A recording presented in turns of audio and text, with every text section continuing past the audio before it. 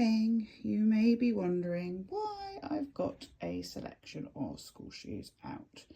Now, as you can imagine, it's busy with our back to school at the moment, so I thought I'd pop in this morning because we've had lots of people asking why it's so important that we not only measure your foot, because we do appreciate that measuring gauges are available to purchase online, but also why it's so important that we fit. Now, one of the reasons is that different gauges are calibrated differently. So a Clark's gauge will measure your foot differently to a Startright gauge, for example, because they're calibrated to each of their individual brands. But also, the measurement of your child's foot doesn't necessarily mean that that's the size that they're going to end up in. So one of the reasons being that different shoes come up differently.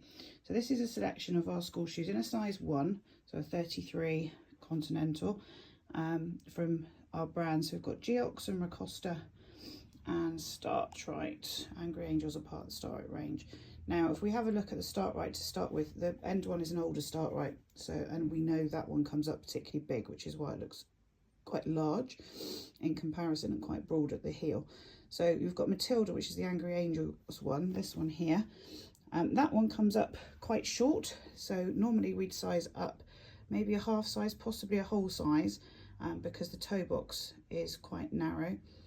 And then we've got their dual fit, which because of its dual fit nature, it's coming up quite deep. So these are all sort of 1Fs. Then we've got Brogue, and as you can see, the difference between Brogue and Matilda, the two lace-up versions, should have put them together. You can see the difference in the length and the toe shape. So they're going to suit different size, different shaped feet. Ricosta tend to be, they measure in length similar to Startright, but the heels tend to be slightly narrower. And then we look at Geox. Now you can tell the difference between the Geox and the Ricosta there. There's quite a difference in the size. So you might find that you need to go up in the Geox, just purely because, as you can see from that, there's probably half a size difference.